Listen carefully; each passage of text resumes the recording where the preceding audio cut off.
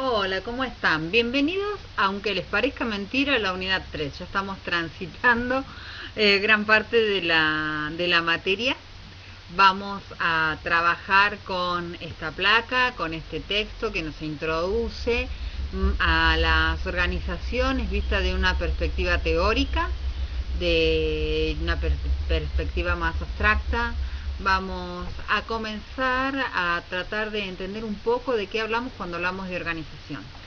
Si nos referimos específicamente a su significado, la organización está pensada como un instrumento, como un elemento de ordenamiento, tanto de pasos a seguir vinculados con la planificación, como de un ordenamiento de elementos y de recursos que nos permitan a nosotros lograr algo.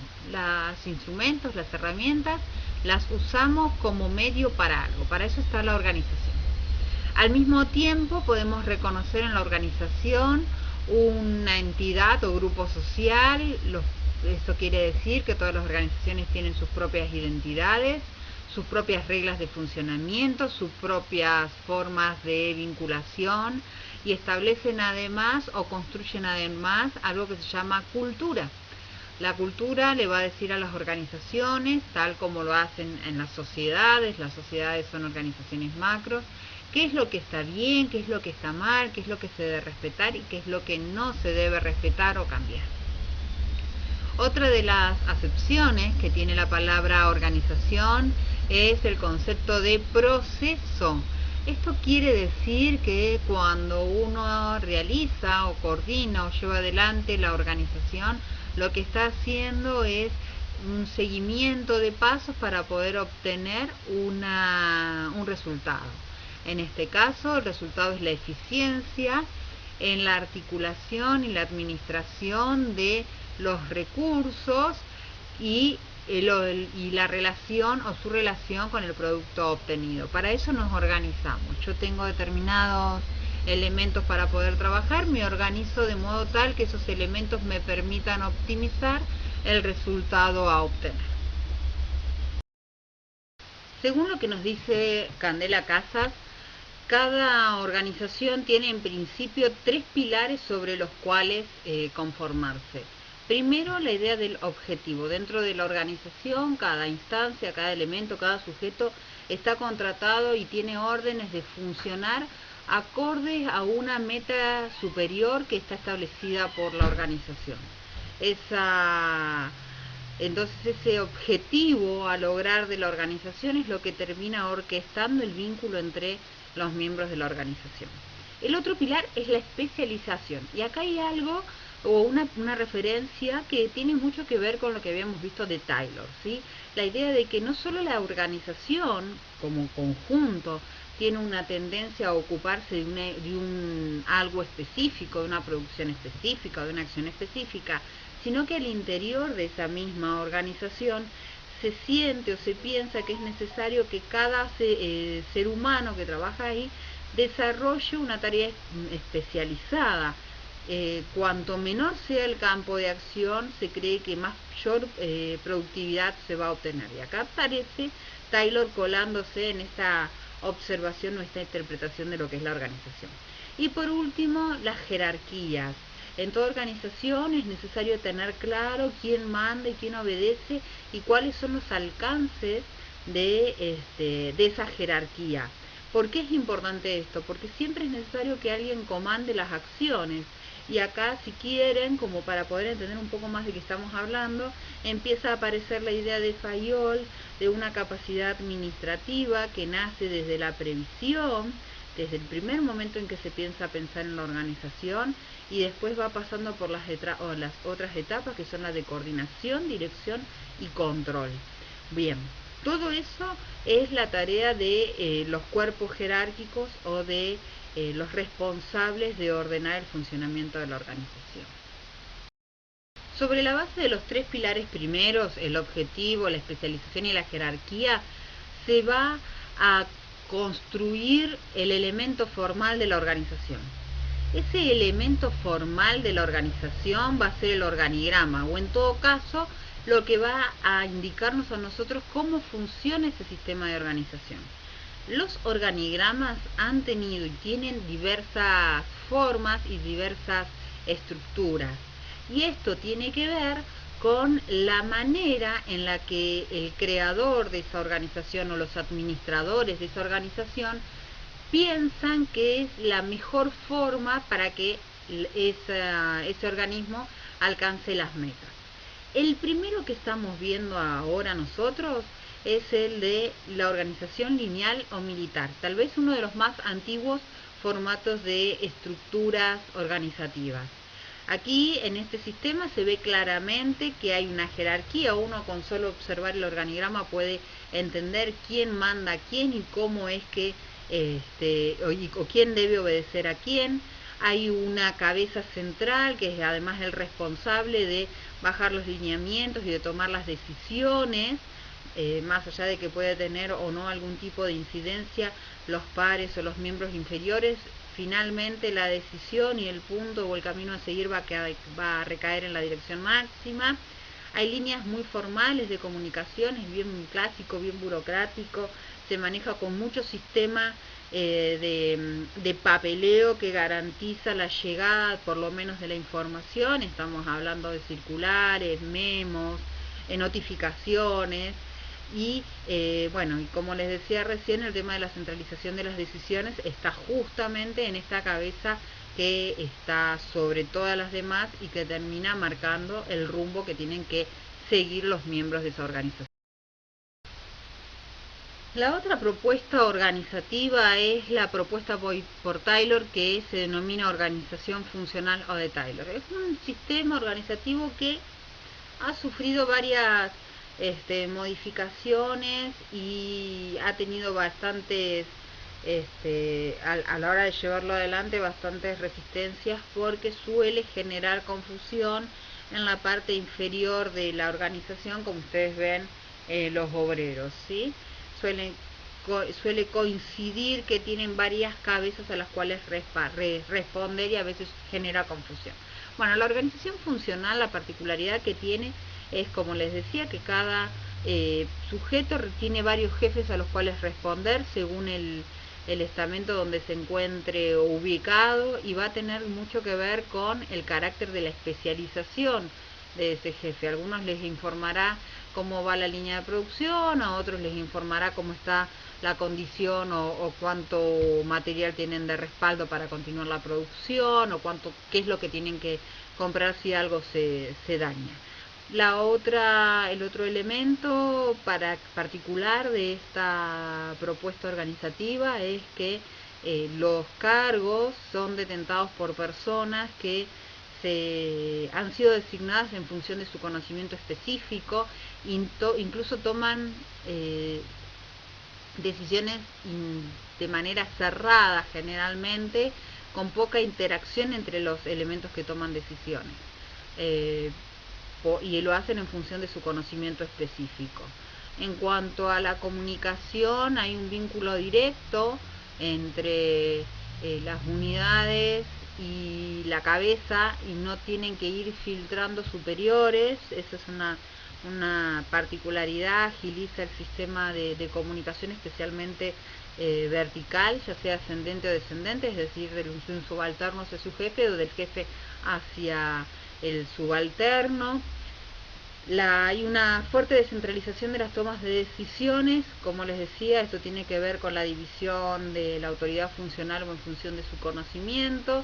Esta descentralización de las decisiones, a veces, y es el motivo por el cual esta forma organizativa tiene sus observaciones, puede pasar que haya un desenganche en las decisiones y se puede generar una especie de discordancia a la hora de funcionar. Entonces requiere por parte de la cabeza una capacidad fuerte de articulación para que los elementos o los individuos no se desfasen entre sí y tengan cierta coordinación que permita a la organización sostenerse.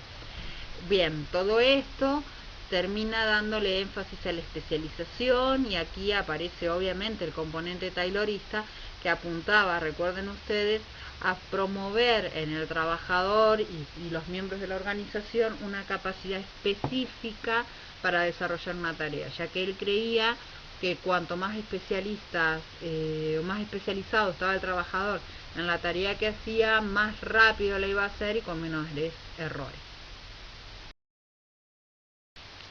La propuesta que estamos viendo ahora, la de organización lineal y de staff o lineal y estados mayores, es una conjunción de las dos primeras, de la lineal de la funcional de Taylor y la lineal o militar.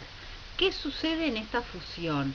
Se mantiene una estructura central, formal, con una cabeza que mantiene la toma de decisiones final, pero a esta estructura se le suman grupos especializados que pueden ser consultores internos, o grupos específicos internos o externos contratados para ofrecer asesoramiento de manera permanente. Sobre estos consejos que va recibiendo la jefatura es que se terminan de tomar las decisiones para la organización, lo que vamos a empezar a encontrar acá, entonces que hay una vinculación muy fuerte de la jefatura con estos órganos asesores, que no necesariamente van a acompañar por ahí las propuestas de los trabajadores subalternos o viceversa, y lo que también va a empezar a pasar es que hay una coexistencia de líneas formales de comunicación, de la estructura básica de la comunicación, pero que también van a empezar a aparecer indicaciones de cómo tiene que funcionar esa comunicación, e incluso pueden llegar a aparecer comunicaciones paralelas. Por otro lado, termina siendo muy claro quién está siendo responsable de la ejecución de una tarea o de un proyecto y quién está solamente para aconsejar cuáles serían las mejores alternativas para poder tomar una decisión adecuada. Por último tenemos a los comités. Vieron que en estos días habrán escuchado hablar bastante del comité de crisis. ¿Qué son los comités? Bueno, son grupos de especialistas de distintos temas que son convocados o de manera permanente, pueden ser integrados a la estructura de la organización o pueden ser contratados freelance. Bueno, ¿quién puede ser parte de un grupo asesor de estas características? Los técnicos en seguridad e higiene, por ejemplo. Que pueden ser parte contratados para la organización o pueden trabajar de manera independiente. Los abogados, los contadores, los administradores que son contratados por momentos o que sin estar metidos dentro de la estructura cotidiana de la organización manejan o administran la información para dar los mejores consejos. Pero no toman decisiones finales o no tienen injerencia en la acción final que vaya a ejecutar la organización, dado que eso siempre recae en la autoridad máxima. Les hablaba hace un minuto de los organigramas o de los sistemas de organización. Vimos tres que suelen ser los clásicos, los básicos. Después vamos a ver cómo se expresan dentro de los organigramas, pero por qué es importante que una organización cuente con un organigrama. Básicamente porque nos va a permitir a nosotros poder representar de manera sencilla a un observador y a nosotros mismos la forma en la que funciona esa organización. Nos permite poder operar rápidamente, identificar cuáles son los puestos que necesitamos que estén a disposición según la circunstancia en la que estamos pasando.